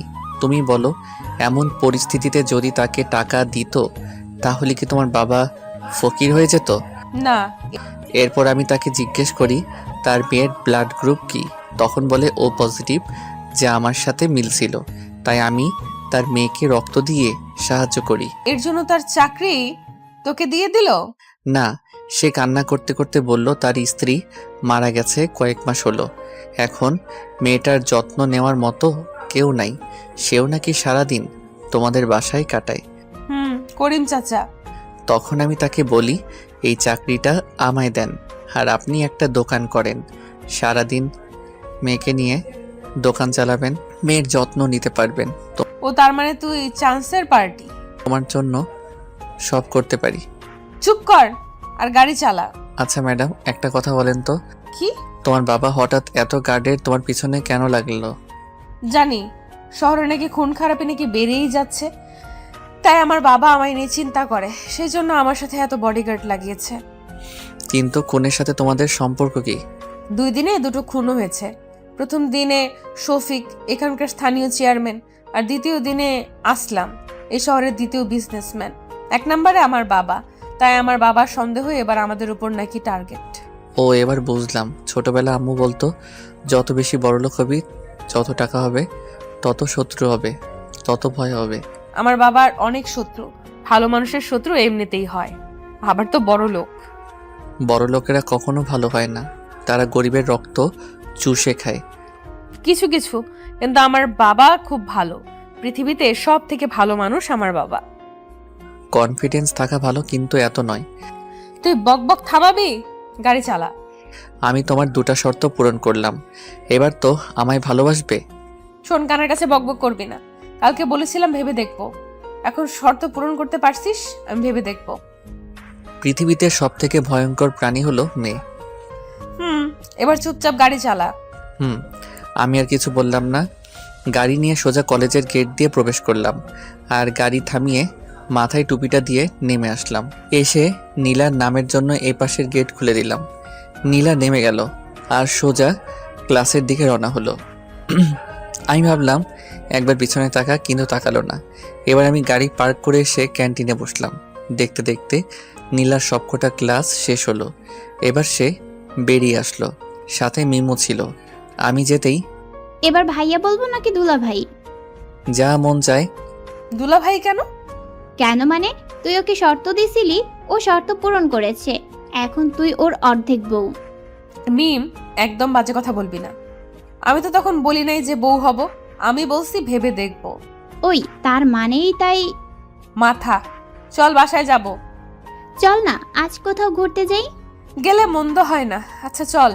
এরপর নীলা আর মিম গাড়িতে উঠে বসলো, আর আমি গাড়ি স্টার্ট দিলাম। সামনে পিছনে আগের মতোই বডিগার্ড। নীলা, তোর কি বিরক্ত লাগে না কেন? এভাবে বন্দি হয়ে চলাফেরা করতে? সামনে বডিগার্ড, আবার পিছনেও। জীবনের জ্বালা, কিন্তু কি করব বল, বাবার আদেশ। এখন তো ঘুরতে যাচ্ছি, অন্তত এখন তো একা থাকার অধিকার রাখি। এই ড্রাইভার, গাড়ি থামাও। আমি গাড়ি থামালাম। তখন নীলা গাড়ি থেকে নেমে সামনে গাড়িতে এসে কি যেন বলল, তারপর আবার এসে গাড়িতে বসলো। এবার সামনে থেকে 2 গাড়ি ঘুরে চলে গেল। আয়নাতে দেখলাম পিছনের গাড়িও চলে গেল। চল। নীলা, তুই নিলয়কে ড্রাইভার কেন বললি? ড্রাইভারকে ড্রাইভার বলবো না তো কি বলবো? নীলা, ও তোকে ভালোবাসে বলে ড্রাইভার হয়েছে, তোকে ভালোবাসার পরীক্ষা দিতে ড্রাইভার হয়েছে। মিম, এইসব ভালোবাসাটা আমার পছন্দ না, প্লিজ চুপ কর। ওকে। এরপর মিম চুপ হয়ে গেল। আমিও আর কথা বললাম না, মন দিয়ে গাড়ি চালাতে লাগলাম। কিছু দূর আসার পর, কোথায় যাবেন? তুই যেতে থাক, আমি বলে দেব। ওকে। এরপর নীলার কথা মতো যেতে লাগলাম। অবশেষে থামতে বলল, আমি গাড়ি থামিয়ে দিলাম। তখন সামনে তাকিয়ে দেখে তো অবাক, হাসপাতালের ওই লোকটা, মানে করিম চাচা। আমি ওর বাড়ি চিনতাম না তো। নীলা নিজ থেকেই আসলো, মানে আমার ম্যাডামের থেকে অনেক দয়া। গাড়ি থামাতে নীলার মিম নেমে গেল, সাথে আমিও নামলাম। তখন নীলা সোজা করিম চাচার কাছে গেল। বাড়ির পাশে একটা সুন্দর দোকান। করিম চাচা, কেমন আছো? আল্লাহ যা রাখছে মা। তোমার মেয়ে কেমন আছে? ভালোই, ঘরে শুয়ে আছে। কালকে রক্ত দিয়ে আজকেই বাসায় আনছেন কেন? হয়তো ভালো হয়ে যাচ্ছে তাই। তুই চুপ কর। আচ্ছা মা, চলো ঘরে। ম্যাডাম, কি? সাহেব কল দিছে, তাড়াতাড়ি বাসায় যেতে হবে। উফ, আমার বাবাকে নিয়ে আর পারি না। করিম চাচা আজকে থাক, অন্যদিন আসবো। আচ্ছা মা। যাকে একটুর জন্য বাঁচলাম, ভিতরে গেলে সব বুঝে যেত। যাই হোক, এখন নীলাকে নিয়ে তাড়াতাড়ি এখান থেকে যেতে হবে। তাই আর দেরি না করে নীলা আর মিমকে নিয়ে রওনা হলাম। মিমের বাসার কাছে আসতেই মিম থামতে বলল। আমি গাড়ি থামালে মিম নীলাকে বিদায় জানিয়ে চলে গেল। এরপর নীলাকে নিয়ে আমি আবার রওনা হলাম। কিছুক্ষণের মধ্যে নীলার বাসায় এসে হাজির হলাম। নীলা গাড়ি থেকে নেমে ভিতরে চলে গেল, আর আমি গাড়িটা পার্ক করে বসে রইলাম। কিছুক্ষণ বসে থাকার পর দেখলাম নীলা আবার বাইরে আসলো আর বলল, নীলা শোনো। হ্যাঁ ম্যাডাম। বাবা তোমায় ডাকছে। ও, যাচ্ছি। হ্যাঁ, আর ভুল করেও বলবা না যে আগে আমাদের দেখা হয়েছে আর আমার জন্য এখানে আসছো, তাহলে কিন্তু তোমার জীবন নিয়ে টানাটানি হবে। হলে হোক, যার জন্য এত কিছু করছিস সেই তো বুঝে না, তাহলে জীবন রেখে কী লাভ? শোন, তোর যা ইচ্ছে বল, আমার সাবধান করার ছিল করে দিছি, এখন তুই মর বাঁচ, তোর ইচ্ছা, যত সব। এক নিঃশ্বাসে নীলা কথাগুলো বলে ভিতরে চলে গেল, আর আমিও পিছনে পিছনে ভিতরে গেলাম। তখন নীলার বাবা আমায় ডাকলো। ভিতরে এসে দেখি বাড়িটা সেই বাইরে থেকে যতটা সুন্দর লাগছে ভিতর থেকে দ্বিগুণ সুন্দর। আমি এদিক ওদিক তাকাচ্ছি আর যাচ্ছি। সামনে নীলার বাবা দাঁড়িয়ে আছে, মানে এই শহরের বিশিষ্ট বিজনেসম্যান মামুন চৌধুরী দাঁড়িয়ে আছে। আমি সামনে যে সালাম দিলাম, আমার সালামের জবাব দিল আর আমায় বসতে বলল। আমি না বসে দাঁড়িয়েই থাকলাম। তখন মামুন চৌধুরী আর কিছু না বলে সে বসে গেল। কে তুমি? আসলে সাহেব, আমি হচ্ছি করিমের ছেলে। করিমের ছেলে? জি সাহেব। কিন্তু আমার জানা মতে তো করিমের কোনো ছেলেই নাই। আসলে আমি ওনার ভাইয়ের ছেলে, চাচার তো ছেলে নাই, তাই আমায়। ও, তোমার ছেলে মানে? জি। কিন্তু আমরা তো এভাবে চাকরি দেই না, পরীক্ষা নেই, চেক আপ করি ভালো মন্দ জেনে তারপর চাকরিতে দেই। আসলে আমার চাচু। হ্যাঁ, তোমার চাচু আমার এখানে অনেক বছর ধরেই কাজ করেছে, তার বিশ্বাসে দিতে পারি। নিজের মৃত্যু ঘরে ডাকলি না? কি বলছো? সাহেব, অনেক অনেক শুক্রিয়া। দেখো, আমার শত্রু অনেক, তাই তোমায় সাবধানের সাথে কাজ করতে হবে। ওকে সাহেব, আপনি কোনো চিন্তা করবেন না। হুম। নীলার বাবা তথা মামুন চৌধুরীর সাথে কিছুক্ষণ কথা বললাম। এরপর দুপুর পেরিয়ে বিকেল হয়ে আসলো। নীলার কথায় খাওয়া দাওয়া ওখানেই করলাম। এরপর বের হলাম নীলাকে নিয়ে। ও নাকি ঘুরতে যাবে, তাই আমি ওকে নিয়ে রওনা হই। আর নীলাকে আর তার বান্ধবীদেরকে পার্কে নামিয়ে দিয়ে বললাম, ম্যাডাম, আপনাদের ঘোরা হয়ে গেলে আমায় ফোন করবেন। এই শোন, আমার বাবা মা আমার একটা সুন্দর নাম রাখছে, আর তাতেই সবাই ডাকে, তুইও ডাকবি। আচ্ছা। হাসছিস কেন? পরে আপনাকে একা বলবো নি। না, সবার সামনে বল। আজকে নাম ধরে ডাকতে বলছেন, কালকে কাছে আসতে বলবে, তারপর বিয়ে করতে বলবেন। তুই সব সময় একটু বেশিই বুঝিস, যা সর। ওকে। আমি আর কিছু না বলে মুচকি হাসি দিয়ে চলে আসলাম। কিছু দূর আসার পর আবার নীলার দিকে ঘুরে তাকালাম। প্রতিদিনের মতো আজ হলো না। নীলা আমায় কিছু বলা বাদ দিয়ে সেও তাকিয়ে আছে। ভাবলাম মামলা সেট, তাই গাড়িতে উঠে চলে গেলাম। আর আমার চলে যাওয়ার পর নীলা আর তার বান্ধবীরাও পার্কের দিকে চলে গেল। আমি সোজা চলে আসলাম কফি শপে, আর সেখানে কিছু সময় কাটালাম। তারপর সন্ধ্যা হওয়ার আগ দিয়ে আমার কাজ শেষ করে আবার পার্কের দিকে চলে আসলাম। এসে গাড়ি পার্ক করে পার্কের দিকে রওনা হলাম। পার্কে আসতে দেখি অনেক ছেলেমেয়ের আনাগোনা, সবাই প্রেম করে নিয়ে ব্যস্ত। এটা দেখে আমার মাথায় একটা দুষ্টুমি বুদ্ধি চলে আসলো। ব্যাস, যেই ভাবা সেই কাজ। সোজা চলে গেলাম নীলার কাছে, আর পিছন থেকে নীলার হাত ধরে টান দিলাম। নীলা হঠাৎ চমকে গেল আর নিজেকে সামলাতে না পেরে আমার কাজ সহজ করে দিল। নীলার এক হাত ধরে তাকে গড়িয়ে হাত ধরেই আমি তার সামনে বসে গেলাম, একদম সিনেমা স্টাইলে। নীলা তো জমে পাথর। আমার এমন কাজ দেখে নীলা সহ তার বান্ধবীরাও অবাক হয়ে গেল। আমি মুচকি হাসলাম। হঠাৎই নীলা ঠাস করে আমার গালে তার নরম হাতটা ফেলে দিল। আমি কি সুন্দর রোমান্টিক মুড নিয়েছিলাম, কিন্তু থাপ্পড় খাওয়ার পর একদম ভিজে বিড়াল হয়ে গেলাম। আবার সুনামি ঘটার আগে ওখান থেকে কেটে পড়লাম আর সোজা এসে গাড়িতে বসলাম। আর ভাবতে লাগলাম কাজটা মনে হয় খারাপ হয়ে গেল। নীলা আর তার বান্ধবীরাও গাড়িতে এসে বসলো। এবার আমি গাড়ি স্টার্ট দিলাম আর বাসার দিকে যেতে লাগলাম। তখনই নীলা ভেজা কণ্ঠে বলল, প্রাইভেটে যেতে হবে। নীলার কথা শুনে একটু অবাক হলাম। আজকে তো প্রাইভেট ছুটি, আর তাই তো সে পার্কে ঘুরতে আসছিল। আবার কেন প্রাইভেটে? আমি সাহস করে আর কিছু জিজ্ঞেস করলাম না, সোজা তাকে প্রাইভেটে নিয়ে আসলাম। সঙ্গে মিমেরাও ছিল। আমি গাড়ি থামাতে নীলা আর মিমেরা নেমে ভিতরে চলে গেল। আমি বাইরে দাঁড়িয়ে রইলাম। তখন মিম ভিতরে না গিয়ে আমার কাছে আসলো। খুব কষ্ট পাইছো তাই না ভাইয়া? আরে কিসের কষ্ট, বাদ দাও তো। নীলা আসলে এমনই, এসব ভালোবাসাও পছন্দ করে না। এখন তো আমার সন্দেহ হয় ওর মন বলে কিছু আছে নাকি নাই। আরে এমন সন্দেহ কেন? মন প্রাণ সবারই আছে। আমার মনে হয় নাই। তা না হলে যেই ছেলেটা তাকে ভালোবাসে বলে তার দেওয়া শর্তগুলো জীবনের ঝুঁকি নিয়ে পালন করলো, তার জন্য ঘর বাড়ি ছেড়ে তার ড্রাইভার হয়ে গেল তাকে এক নজর দেখার জন্য, কিন্তু সে কি করলো? ওই একই অপমান। ওর মধ্যে যদি মন থাকতো না, তাহলে নিশ্চয়ই ওর মনে তোমার জন্য একটু হলেও মায়া হতো। এমনটা নয়, হয়তো ওর আমায় পছন্দ হয় নাই। তোমার মতো ভালো ছেলে যদি ওর পছন্দ না হয়, তাহলে ওর কপাল খারাপ। ওসব বাদ দাও, এটা বলো তোমরা এখানে কেন আসলে? আমাদের প্রাইভেট স্যার খুব অসুস্থ। ও, আমি হঠাৎ সামনে তাকাতেই দেখি নীলা দাঁড়িয়ে আছে। আমার তো চোখ কপাল উঠে গেল, হয়তো সব শুনে নিছে। মিম, স্যার তোকে ডাকছে। আসছি নিলয় ভাইয়া। মিম চলে গেল আর নীলা আস্তে আস্তে আমার দিকে আসতে লাগলো। আমি দাঁড়িয়ে না থেকে গাড়ির দরজা খুলে দিতে যাব, তখন নীলা বলল, নিলয়? হ্যাঁ বলেন ম্যাডাম। আবার madam? Sorry Nila. I am sorry. ও, দেখো, আমি ইচ্ছে করে তখন তোমায় মারিনি, আমি খুব ঘাবড়ে গিয়েছিলাম। প্লিজ রাগ করে থেকো না। আসলে ওটা করা আমারও ঠিক হয় নাই। প্লিজ রাগ করো না। তোমায় মারার পর থেকে আমারও কেমন যেন হচ্ছে, খুব খারাপ লাগছে। ও নিলয়, কি? I love you. এবার তো ক্ষমা করো। বললাম তো এমনিতেই মাফ করছি, তারপরও কেন ওই মিথ্যে কথাটা বললেন? আমি মিথ্যা বলি না, আমি সত্যি বলছি। হইছে, এবার গাড়িতে বসেন। উফ শালা, তোরা জামি। আমি পাথরের মতো দাঁড়িয়ে শ্রোতার মতো নীলার কথাগুলো শুনছিলাম। এমন সময় পিছন থেকে কে যেন এসে আমাদের দুজনকেই অবাক করে দিল।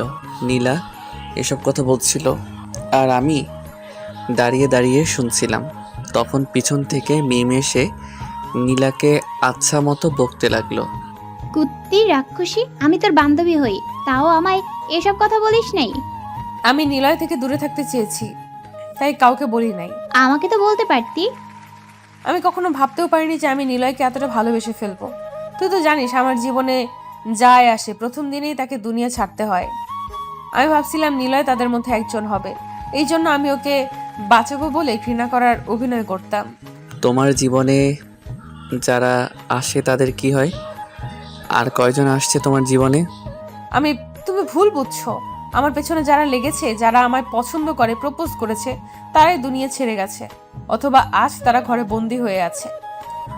কেন? কারণ আমার বাবা চায় না যে আমার পেছনে কেউ লাগুক আর আমায় কেউ ভালোবাসুক। আমার বাবার অনেক টাকা, তাই সে কাউকে ভয় করে না, নিজের ইচ্ছে মতো চলে। ও, জানি না তোমার কি হবে। আজ পর্যন্ত কাউকে আমি এতটা ভালোবাসি নাই যতটা তোমায় বাসছি। আমার কিচ্ছু হবে না, তুমি কোনো চিন্তা করো না। প্লিজ তুমি এখান থেকে চলে যাও। আমি তো যাবার জন্য তোমার কাছে আসি নাই। এবার দেখো আমার খেলা। মানে তোমার বাবা নিজেই তোমার আর আমার বিয়ে দিবে। এটা কখনো সম্ভব নয়। কোনো কাজই সম্ভব হয় না, সম্ভব করে নিতে হয়। আমার খুব ভয় করে। তোর বাদ দাও, চলো। তারপর নীলাকে আর মিমকে নিয়ে সেখান থেকে সোজা বাসায় চলে আসলাম। আগে মিমকে তার বাসায় নামিয়ে দিলাম। নীলার বাসায় এসে গাড়ি পার্ক করে বের হতেই নীলার বাবার ডাক পড়ল। আমি চলে আসলাম ভিতরে। এসে দেখি নীলা আর ওর বাবা মামুন চৌধুরী বসে আছে। জি সাহেব, আমায় কি ডাকলেন? খবর দেখো, এটা টিভির দিকে তাকিয়ে দেখি ব্রেকিং নিউজ দিতেছে। আজকে নাকি কফি শপে জলিল শাহকে খুন করা হয়েছে। কে করছে তা এখনো পুলিশ জানতে পারে নাই, তবে তদন্ত চলছে। এটা আমার বিজনেস পার্টনার ছিল, একে বাস খুন করলো। শুধু একে নয়, আজকে একে নিয়ে মোট 7 জনকে খুন করা হলো। কিন্তু সাহেব, কারা করছে? জানি না, কেন করছে তাও জানি না, তবে আমার মনে হচ্ছে এবার ওর টার্গেট আমি, কারণ আমরা মোট 8 জন ছিলাম আর আমি বাদে 7 জনকে মেরে ফেলেছে, এবার বাকি আমি। ও, এসব কথা তোমায় বলার কারণ হচ্ছে তুমি আমার মেয়েকে সেফ রাখবে, দরকার হলে আরও গার্ড বাড়িয়ে দিব। ঠিক আছে সাহেব, আমি সবসময় ম্যাডামের খেয়াল রাখবো। তারপরেও আরও কিছু কথা বলে তখনকার মতো বাদ দিলাম। আর মামুন চৌধুরী আমায় বলল, তুমি যেন খাবার খেয়ে যাও। আমি কোনো কথা না বলে শুধু মাথা নাড়া দিলাম। তারপর যে যার কাজে চলে গেল। নীলা ঘরে গিয়ে পড়তে বসলো। আমি বাইরে চলে আসলাম। বাইরে এসে আবহাওয়া খেতে লাগলাম। পকেট থেকে ফোন বের করে কল দিলাম। বেশ কি সুন্দর আবহাওয়া, চারদিকে সুন্দর জায়গা, বসে থাকতে বেশ মজা পাচ্ছিলাম। ঠিক এমন সময় কে যেন আসলো আর মামুন সাহেবের নামে একটা গিফট দিয়ে চলে গেল। আমি মামুন সাহেবের কাছে গেলাম আর দেখলাম সেই গিফটটা সামনে নিয়ে বসে আছে। একটু পর খুলতে লাগলো। খুলতেই তো অবাক হয়ে গেল, সেখানে মোট 8 জনের ছবি আছে আর মামুন সাহেবের ছবিও আছে। মামুন সাহেবের ছবি বাদে বাকি 7 জনের ছবিতে লাল কালি দিয়ে ক্রস চিহ্ন দেওয়া আছে। এটা দেখে তো মামুন সাহেব শেষ। বুঝতে আর বাকি রইল না যে এবার ওর পালা। সঙ্গে সঙ্গে মামুন সাহেব উত্তেজিত হয়ে গেল আর খোঁজ নিতে বলল এই গিফটকে দিয়ে গেল। আমি দাঁড়িয়ে শুধু দেখছিলাম, কারণ সেই গিফট পাঠানোর মালিক ছিলাম আমি। শখ লাগারই কথা। আমি যখন বাইরে যাই ঠিক তখন আমি ফোন বের করছিলাম আর আমার ঠিক করার লোককে ফোন করি। তারপর সে কথা মতো এসে গিফট দিয়ে চলে গেল। আর সেই লোকটা ছিল আশরাফ ভাইয়ের লোক, এই শহরের নাম্বার 1 গুন্ডা। এখন মামুন সাহেব সেই লোককে খুঁজতে ব্যস্ত হয়ে পড়বে। আর এদিকে আমি তার মেয়েকে আর একটু মজিয়ে দিব। মামুন বুদ্ধিমান হয়ে থাকলে গিফট দেওয়ার লোককে খুঁজে বের করবে আর সেই লোক আশরাফের নাম বলবে, কারণ আমি ফোনে কথা বলার সময় আশরাফের পরিচয় দিয়েছিলাম। এরপর আশরাফ আর মামুনের মধ্যে শুরু হবে এক মহাযুদ্ধ। এই যুদ্ধে যে কোনো একজন মরবে আর বাকি একজনকে আমি নিজে দেখে নিব। এরপর আমার প্ল্যানের প্রথম ধাপ শুরু হয়ে গেল। মামুন সাহেব চারদিকে লোক ছড়িয়ে দিল, যে করেই হোক ওই লোকটাকে ওর চাই। আস্তে আস্তে রাত গভীর হয়ে গেল। আমি বাসায় আসার জন্য রেডি হচ্ছিলাম, তখন দেখলাম উপর থেকে নীলা ডাক দিল। আমি আশেপাশে তাকিয়ে দেখি কেউ নাই, তাই উপরে চলে আসলাম। তখন নীলা আমায় তার ঘরে নিয়ে গেল আর আমায় একটা কিস করলো। এরপর বলল বাসায় যেতে। আমি বেশি কিছু বললাম না, চলে আসলাম বাসায়। বাসায় আসার সাথে সাথেই ফোন থেকে সিম পাল্টে দিলাম। অন্য সিম তুলে মামুনকে কল দিলাম। মামুনের কথার মধ্যে ভয়ের খোঁজ পেলাম। কি খবর মিস্টার মামুন চৌধুরী? খে আমায় চিনলেন না? এত সুন্দর একটা গিফট পাঠালাম আর আমায় ভুলে গেলেন? কে তুই? আমার কাছে কি চাস? তোর জীবন। জীবনে তুই অনেক পাপ করছিস, এবার তোর পাপের বিনাশ হবে। এই কে তুই? আরে এত উত্তেজিত হলে চলে নাকি? কি চাস তুই বল। আমার চাওয়ার কথা তুই বাদ দে, আগে নিজের জীবন বাঁচা। একবার তুই আমার সামনে এসে দেখ, তোকে কেটে টুকরো টুকরো করে রাখবো। আসবো, সময় হলেই আসবো। এত তাড়া কিসের? কিছুদিন একটু তরিয়ে নে। Good bye. এই কথা বলেই ফোন কেটে দিলাম আর ফোন থেকে সিম খুলে পুকুরে ফেলে দিলাম আর আমার নিজের সিম তুললাম। তারপর শুয়ে পড়লাম। সকালে উঠে চলে গেলাম নীলার বাসায়। কলেজের সময় হতেই নীলাকে নিয়ে কলেজে যাওয়ার জন্য দাঁড়িয়ে আছি। ঠিক এমন সময় দেখি আমার চারপাশে অনেকগুলো গাড়ি এসে থেমে গেল। আমি তো কিছুটা ঘাবড়ে গেলাম। হঠাৎ এত গাড়ি আমার সামনে। আশেপাশে তাকাতেই দেখি মামুন হাসতে হাসতে এদিকে এগিয়ে আসছে। আমি ঠিক বুঝলাম না কি হচ্ছে। তাহলে কি আমায় চিনে ফেললো? আশেপাশে তাকাতেই দেখি মামুন হাসতে হাসতে এদিকে এগিয়ে আসছে। আমি ঠিক বুঝলাম না কি হচ্ছে। তাহলে কি আমায় চিনে ফেললো? মামুন হাসতে হাসতে আমার কাছে আসলো। আমি কিছু না বলে দাঁড়িয়েই থাকলাম। তখন মামুন সাহেব বলল, কোথা থেকে এক ছোকরা এসেছে আমায় শেষ করতে? ওর সাহস কি করে হয়? আমি মনে মনে শান্তি পেলাম। যাক, বুঝতে পারে নাই। যাও, এসব গাড়া তোমরা সাথে করে নিয়ে যাও। এবার দেখি কি করে আমার আশেপাশে আসতে পারে। হ্যাঁ স্যার, খুব ভালো কাজ করছেন। হুম। তারপর এতগুলো গার্ড সহকারে নীলাকে নিয়ে রওনা হলাম। রাস্তায় আমি আর নীলা গল্প করতেছি। নো টেনশন, কারণ টেনশন তো আমিই দেই। কিছুক্ষণের মধ্যে কলেজে চলে আসলাম আর নীলাকে নামিয়ে দিয়ে গাড়ি পার্কিং করলাম। তারপর আমি কলেজ থেকে একটু দূরে চলে গেলাম। সেখানে গিয়ে মামুন সাহেবের কাছে ফোন দিলাম। কি মনে করছি গার্ড বাড়িয়ে দিলে আমার হাত থেকে তোর মেয়েকে বাঁচাতে পারবি? ভুল, তোর গার্ড আমায় ছুঁতেও পারবে না। দেখো, আমার মেয়ের কিছু করবি না। তুই যা চাস আমি তোকে সব দিব। আমার চাওয়া তো আমি নিব, কিন্তু এখন তোর মেয়েকে কে বাঁচাবে? ফোন কেটে দিলাম। আর তারপর মামুনের কাম ডাউন শুরু হয়ে গেল। কারো দুর্বলতায় আঘাত করলে যে কেমন লাগে সেটা মামুনকে আমি হাড়ে হাড়ে টের দিতে চাই। সেজন্য আমি নীলাকে ক্লাস থেকে নিয়ে বেরিয়ে গেলাম। নীলা আমায় কোনো প্রশ্ন করলো না, আমিও কিছু বললাম না। তাকে নিয়ে কিছু দূর একটা হোটেলে আসলাম। সেখানে বসে চা পানি খেতে খেতে কিছু গল্প করলাম। এদিকে মামুন তার লোকদের কাছে ফোন করে আর জানতে পারে নীলা ক্লাসে নাই। তখন তার জীবন হাতে চলে আসে। কি করবে ভেবে পাচ্ছিল না। চারদিকে লোক ছড়িয়ে দিল। কিছুক্ষণ পর আমি আর নীলা হোটেল থেকে বেরিয়ে বাসার দিকে রওনা হলাম। আর অল্প টাইমের মধ্যে নীলার বাসায় এসে পৌঁছালাম। নীলাকে দেখেই তো মামুন জানে প্রাণ ফিরে পেল। আমি গাড়ি পার্ক করে ভিতরে গেলাম। সবাই আমার দিকে হাঁ করে তাকিয়ে আছে। সবাই আমার দিকে এমন করে তাকিয়ে কি দেখছো? আমি ওকে কিডন্যাপ করছি নাকি? আমি তোকে কিডন্যাপারের হাত থেকে নিয়ে আসলাম। কে ছিল? কোন বাপের বেটা ছিল? কার এত বড় সাহস যে আমার মেয়েকে কিডন্যাপ করে? আমায় তো কিছু বলে নাই। আপনাই নাকি সব ফোনে বলছে। আরেকটা কথা বলল, এবার নাকি শেষ চান্স। একবার বলো সে কে? তাকে আমি কেটে টুকরো টুকরো করে ফেলবো। আমি কেমনে বলবো? আমি তো তাকে দেখি নাই। কয়েকটা লোক নীলাকে ধরে গাড়িতে করে নিয়ে যাচ্ছিল। আমি গাড়ি থামিয়ে মারপিট করে ওকে নিয়ে আসলাম। সে লোকের নাম কি? কি যেন ভাই বলল। আশরাফ ভাই? হ্যাঁ হ্যাঁ, এরকমই। আশরাফ, আমি তোকে ছাড়বো না। তারা খুব ভয়ানক ছিল। আমার কথা শুনে তো মামুন রেগে বাগুন ফুলে গেছে।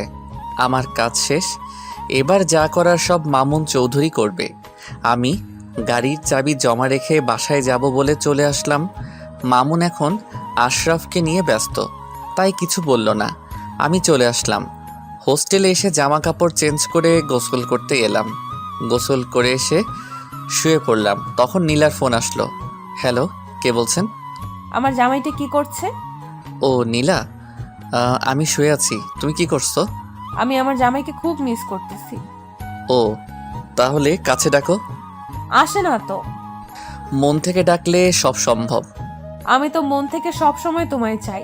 হুম, ভালো। তা খাইছো? না, জামাইকে ছাড়া খেতে মন চায় না। পাগলামি না করে খেয়ে নাও। তুমি খাইছো? হুম। মিথ্যা কেন বললা? তুমি এখনো খাওনি। তুমি কেমনে বুঝলা? তোমার কথাতেই বোঝা যাচ্ছে। আচ্ছা খেয়ে নাও, আমিও খাচ্ছি। আর বিকেলে চলে এসো, প্রাইভেট আছে। হুম। এই কথা বলে ফোন কেটে দিলাম। তারপর উঠে গিয়ে খেয়ে আসলাম। এসে একটা ঘুম দিলাম। এক ঘুমে বিকেলে উঠে নীলার বাসায় চলে গেলাম আর গাড়ি বের করে দাঁড়িয়ে রইলাম। কিছুক্ষণ পর নীলা এসে বসলো। আমি গাড়ি স্টার্ট দিয়ে রওনা হলাম। তখন নীলা বলল, তুমি ভেতরে যাও নাই কেন? এমনিতেই। আমি তোমার আশায় দাঁড়িয়ে আছি। ও। তারপর কথা বলতে বলতে নীলার প্রাইভেটে চলে আসলাম। আমি নীলাকে নামিয়ে দিয়ে গাড়ি নিয়ে বের হলাম, কারণ এখন আমার সাথে কোনো গার্ড আসে নাই। মামুন সাহেব আমার উপর বিশ্বাস করে তার মেয়েকে আমার হাতে তুলে দিছে। সে তো আর জানে না তার সেই জম। আমি গাড়ি নিয়ে বের হলাম আর জানতে পারলাম মামুন সাহেব আশরাফের নামে কেস করছে। এটা শুনে তো আমি শেষ। আমি ভাবলাম কি আর হলো কি, খবর নিয়ে জানলাম মামুন নাকি এবার ইলেকশনে দাঁড়াবে, তাই কোনো রকম অন্যায় সে করবে না। এটা শুনে আমি আমার প্ল্যান বদলিয়ে দিলাম। তারপর সন্ধ্যা হওয়ার পর নীলাকে নিয়ে তার বাসায় নামিয়ে দিলাম। নীলা তো আমায় যেতেই দিবে না। আমি অনেক বাহানা করে চলে আসলাম। বাসায় এসে সময়ের অপেক্ষা করতে লাগলাম। নীলার বাসা থেকে আসার সময় কাউকে না জানিয়ে মামুন সাহেবের একটা শার্ট নিয়ে চলে আসলাম। আর সময় হতেই সেই শার্ট পরে আশরাফকে হামলা করলাম। জায়গা মতো আশরাফকে খতম করলাম। আর তখন আমি ইচ্ছে করেই শার্টে রক্ত ভরাই আর শার্টের এক টুকরো ছিঁড়ে আশরাফের হাতে লাগিয়ে দেই। এরপর আমি কিছু দূর আসার পর শার্ট খুলে ডাস্টবিনে ফেলে বাসায় চলে আসি। বাসায় এসে আরামের ঘুম দিলাম। সকালে উঠে ফ্রেশ হয়ে নিলাম। তারপর জানতে পারলাম মামুনকে পুলিশ অ্যারেস্ট করছে। আমি জেনে কোনো অবাক হলাম না, বরং খুশি হলাম। এরপর রেডি হয়ে চলে আসলাম নীলার বাসায়। নীলার বাসায় এসে দেখি একদম ফাঁকা, কেউ আছে বলে মনে হয় না। আমি ভিতরে গেলাম, দেখলাম মামুনের সব লোকেরা মাথায় হাত দিয়ে বসে আছে। আমিও মন খারাপের অভিনয় করলাম।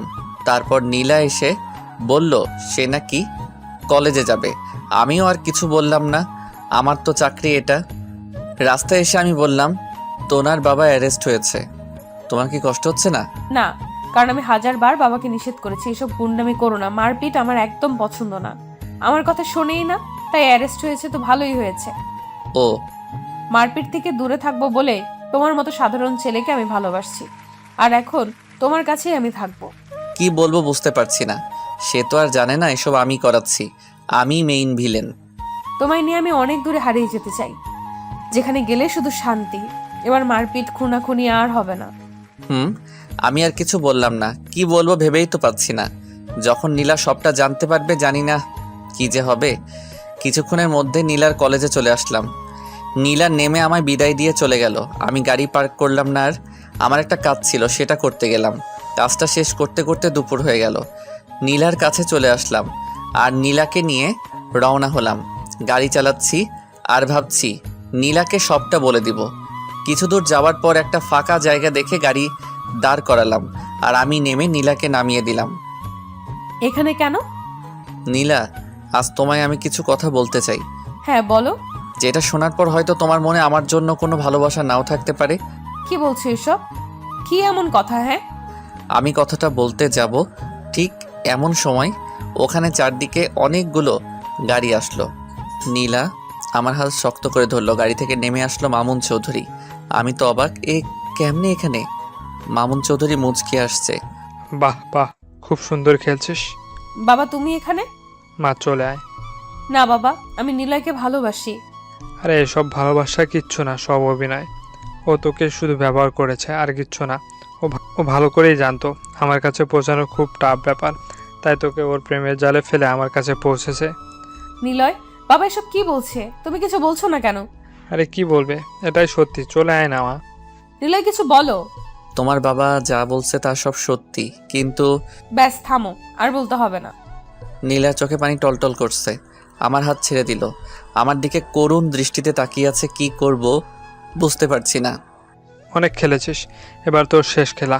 আমার খেলা শুরু, চল বলে দে তুই কে। খেলা এত সহজে তো শেষ হবে না। খেলার আসল সিন তো বাকি আছে। হা হা হা হা, চারিদিকে আমার লোক, এক ধাপ লড়লেই তুই সোজাও পড়ে। সিংহ একাই শিকার করে, তাতে যতটাই শিকারই হোক না কেন। ধরা পড়ার পর সবাই এমন করে, কি ভেবেছিলি আমার বন্ধুদের মারলেই আমি ভয় পেয়ে যাব? হাহাহা, ভয় তো তুই আগে থেকেই পেয়ে আছিস। এখন আর একটু ভয় দেখাই নে। এবার ফোনটা বের করে তোর অফিসে কল দে। কি বলছিস? আরে দে না। মামুন অফিসে ফোন দিল আর জানতে পারলো তার অফিসে নাকি পুলিশ ঢুকেছে আর সব কাজ বন্ধ করে দিয়েছে। একে একে তার সব কোম্পানিতে ফোন দেওয়ার পর সে জানতে পারলো সব কোম্পানি নাকি বন্ধ। পুলিশে সিল মেরে গেছে। মামুন রাগে মোবাইল ফুঁকে মারল। এই তো রেখে ধর। মামুনের লোকেরা আমায় ধরতে আসার আগেই আমি নীলার হাত ধরে টেনে সামনে এনে তার গলায় ছুরি ধরলাম। এটা দেখে নীলা তো সেই অবাক, তার চোখ থেকে ঠপাস করে পানি পড়ে গেল। বুঝলাম নীলার কষ্টে বুকটা ফেটে যাচ্ছে। এই নীলার কিছু করিস। মিস্টার মামুন চৌধুরী, খেলা তোর শেষ। অনেক পাপ করছিস, এবার তার শাস্তি ভোগ কর।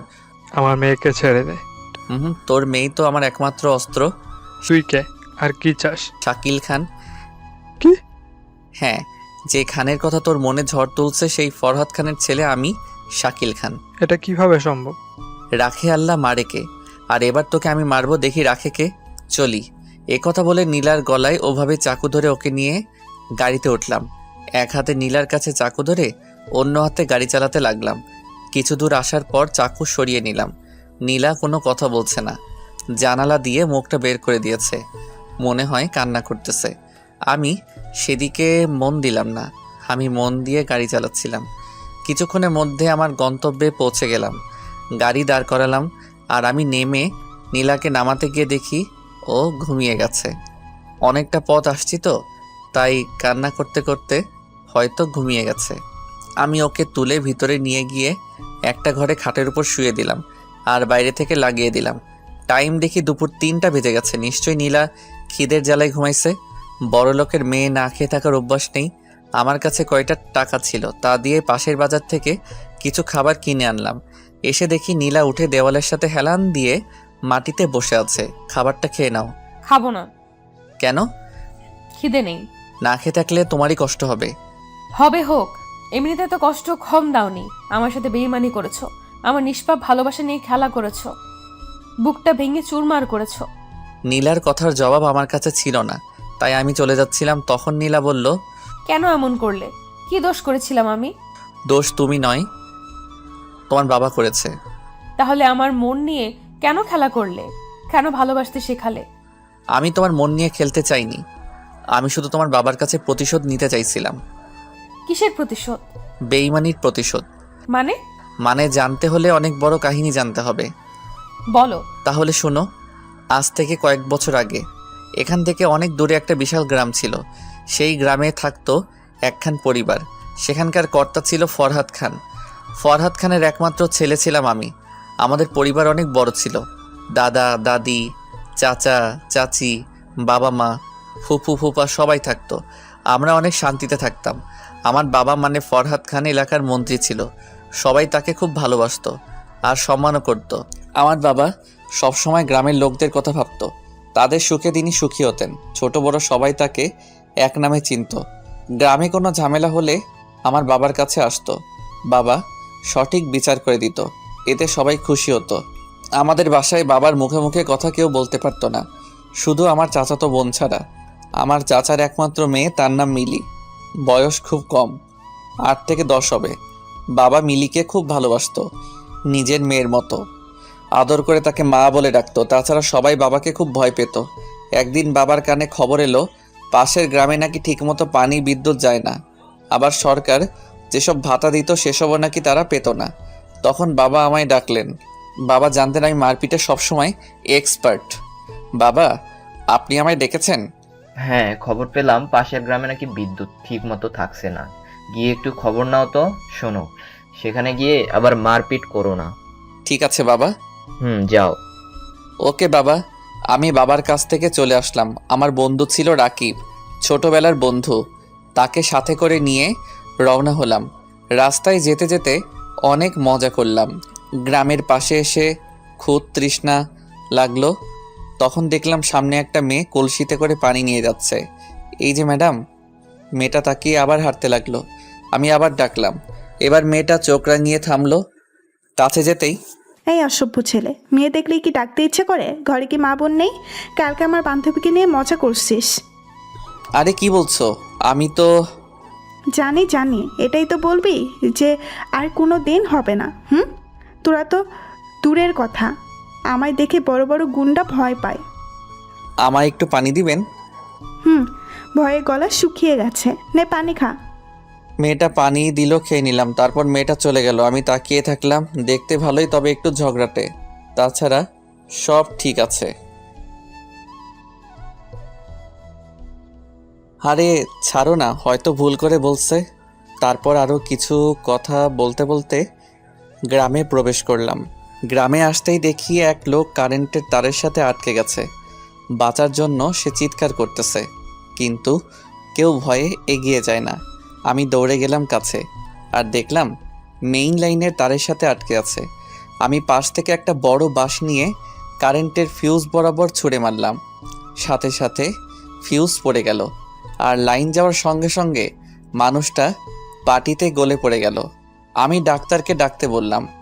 ডাক্তার এসে বলল কিছুক্ষণ পর তার শরীর থেকে কারেন্ট যাবার পর তার গায়ে হাত দেওয়া যাবে। কিছুক্ষণের মধ্যে সবাই সেখানে জড়ো হয়ে গেল আর আমায় বলল এটা নাকি তাদের গ্রামে হয়েই থাকে। অনেক মানুষ নাকি মরছে, ঠিক মতো কারেন্ট থাকে না, তাই নাকি এসব তারও ঠিক নেই। আমি জানতে চাই এখানকার চেয়ারম্যানকে। তখন তারা নাম বলে সাদেক আহমেদ। তারা জানতে চাইল আমি কে। তখন আমার পরিচয় দিলাম। আমি ফরহাদ খানের একমাত্র ছেলে শাকিল খান। তারপর আমরা দুজন সোজা চেয়ারম্যানের বাসার দিকে রওনা হলাম। আর এখানে এদের মধ্যে ওই মেয়েটাও আসে। মেয়েটা তার বান্ধবীকে বলে, আজ এই ছেলেকে উচিত শিক্ষা দিয়েছি। তার বান্ধবী বলে, কেন?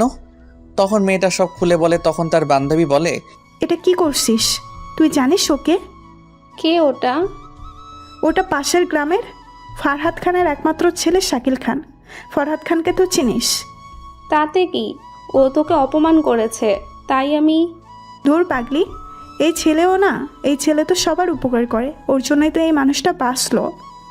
এই রে, আমি কি করছি এটা? ওকে ধরে সরি বলিস, নয়তো দেখিস কি হয়। হুম। এদিকে আমি আর রাকিব চেয়ারম্যানের বাসায় চলে গেলাম। চেয়ারম্যানের বাসায় যেতেই দেখলাম সাদেক আহমেদ বাসায় আছে। আমি তার সাথে কথা বলি, কিন্তু সে তার ক্ষমতার বড়াই দেখায়। আমার মাথায় একদম রাগ উঠে যায়। তখন আমি ওর সাথে রাগী কণ্ঠে কথা বলতে লাগলাম। আমি জানতে চাইলাম, এই গ্রামে এত কারেন্টের সমস্যা, সে চেয়ারম্যান হয়েও কেন কিছু করছে না? আর সব থেকে বড় কথা হলো, সে গরিবের অধিকার মেরে খায়, যা গুরুতর অন্যায়। আর এই অন্যায় শাস্তি তাকে পেতে হবে। এই কথা নিয়ে অনেক ঝামেলা হলো। সাদেক আহমেদ আমাকে মারার হুমকি দিল। রাগ করে উঠে সামনে থাকা টেবিলে লাথি মেরে চলে আসলাম।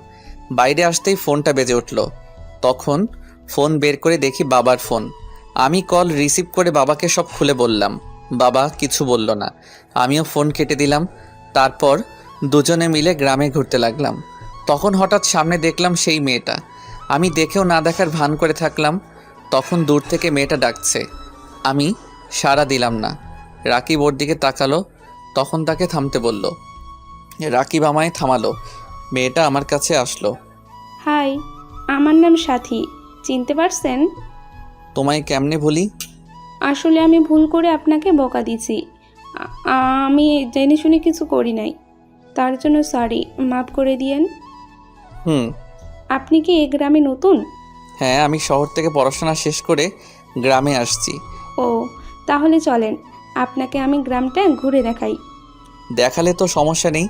তারপর সাথী, আমি আর রাকিব গ্রামে ঘুরতে বের হলাম। সারাদিন সাথীর সাথে ঘুরলাম। মেয়েটার কথাবার্তা, আচার আচরণ আমার খুব ভালো লাগলো। দেখতে দেখতে সারা দিন কেটে গেল। আজকের দিনটা আমার খুব সুন্দর কাটলো। রাতের বেলা ঘুমাতে গিয়ে আর ঘুমাতে পারি না, শুধু মেয়েটার কথা মনে হচ্ছে। কত সুন্দর মেয়েটা! সে যদি আমার মনের মানুষ হয় তাহলে কতই না সুন্দর হয়। খাট থেকে উঠে বাইরে আসলাম। বাইরে এসে দেখি আম্মু, চাচি আর দাদি বাইরে বসে আছে। আমায় দেখে দাদি জিজ্ঞেস করলো, কি হয়েছে? আমি কিছু না বলে দাদির কোলে মাথা দিয়ে শুয়ে পড়লাম।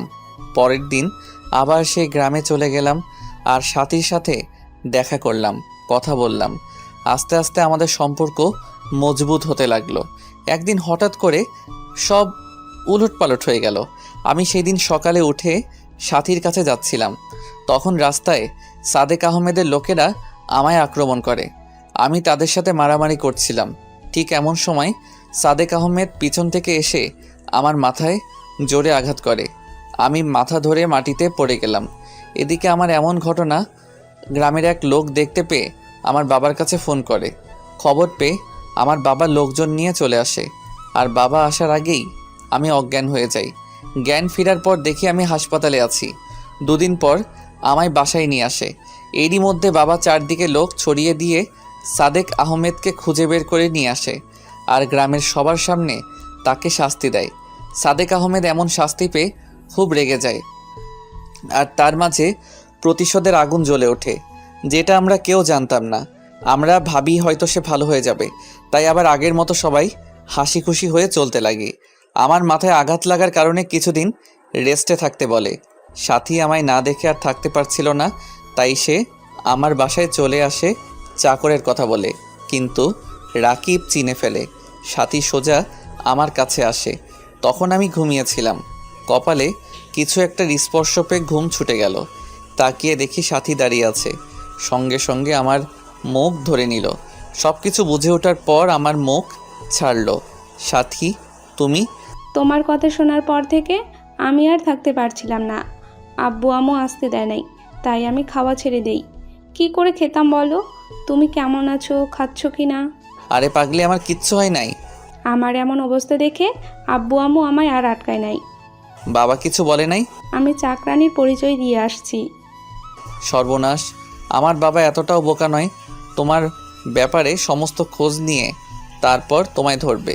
আমি বলে শেষ করতেই দরজায় বাবার কথার আওয়াজ আসলো। আজকে আমার বাসায় একটা কাজের মেয়ে আসছে, জানি না কি কাজ করতে আসছে। তাকিয়ে দেখি বাড়ির সবাই বাবার সাথে সাথে আমার ঘরে চলে আসলো। আমি তো শেষ। সাথী লজ্জা আর ভয় একসাথে পেয়ে গেছে। কি করবে ভেবে না পেয়ে লাফিয়ে গিয়ে বাবার পা ধরতে লাগলো। তখন বাবা তাকে ধরে নিল। আরে মা, কি করছো? আঙ্কেল, আমার ভুল হয়ে গেছে। আচ্ছা, এটা বলো, এই রুগীটা তোমার কে? না মানে এই রুগীর জন্য তো তুমি 7 সমুদ্র পাড়ি দিছো। আসলে বাবা, তুমি চুপ করো। আঙ্কেল, আমি শাকিলকে খুব ভালোবাসি। এই কথা বলে সাথী কেঁদে দিল। বাবা নিজ হাতে সাথীর চোখের পানি মুছে দিল। আরে মা, কাঁদছো কেন? তুমি তো কোনো পাপ করো নাই। তাছাড়া এই বাদরকে শায়েস্তা করার জন্য তোমার মতো একজনকে খুব আমি খুঁজেছিলাম, কিন্তু তুমি আমার কাজ তো নিজেই করে দিয়েছো। এখন চুপ করে আছো। আরে মা, আমি কথা দিলাম তুমি আমার ছেলের বউ হবা। এই কথা শুনে সবাই খুশি হলো। আর বাবা সাথীকে এখানেই থাকতে বলল, যা আমার জন্য খুব ভালো হলো। এভাবে কয়দিন কেটে গেল, কিন্তু বিপদ আমাদেরকে ছাড়লো না।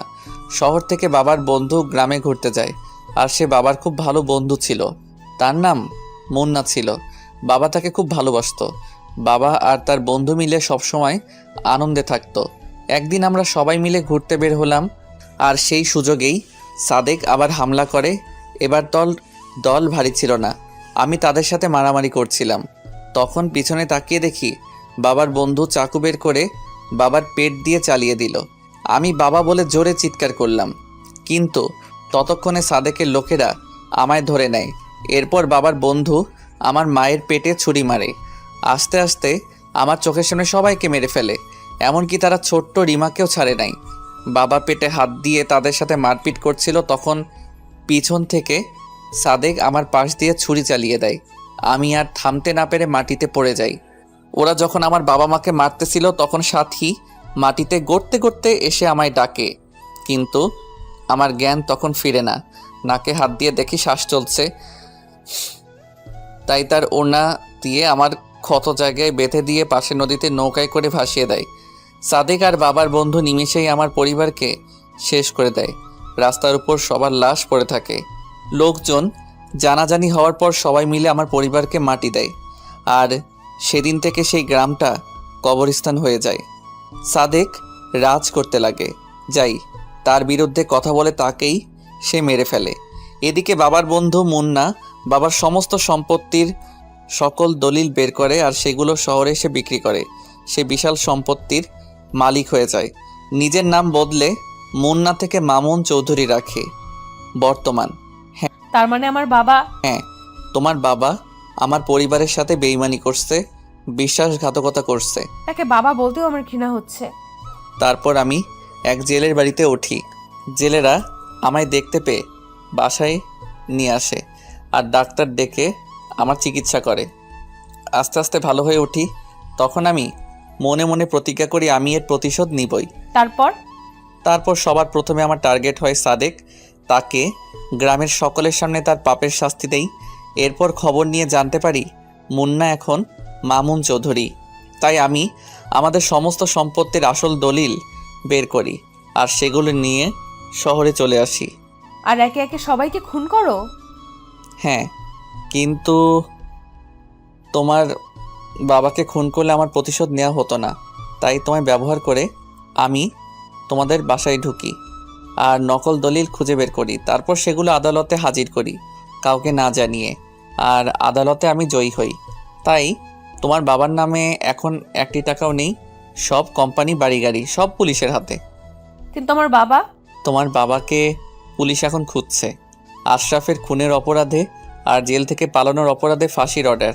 ও, কিন্তু আমি জানি তোমার বাবা আমায় খুঁজে বের করবে, আর তার আসারই আমি অপেক্ষা করতেছি, কারণ আমি নিজেই তোমার বাবাকে লোকেশন দিয়েছি। কিন্তু কেন? মৃত্যু সবসময় তাকে ডাকে।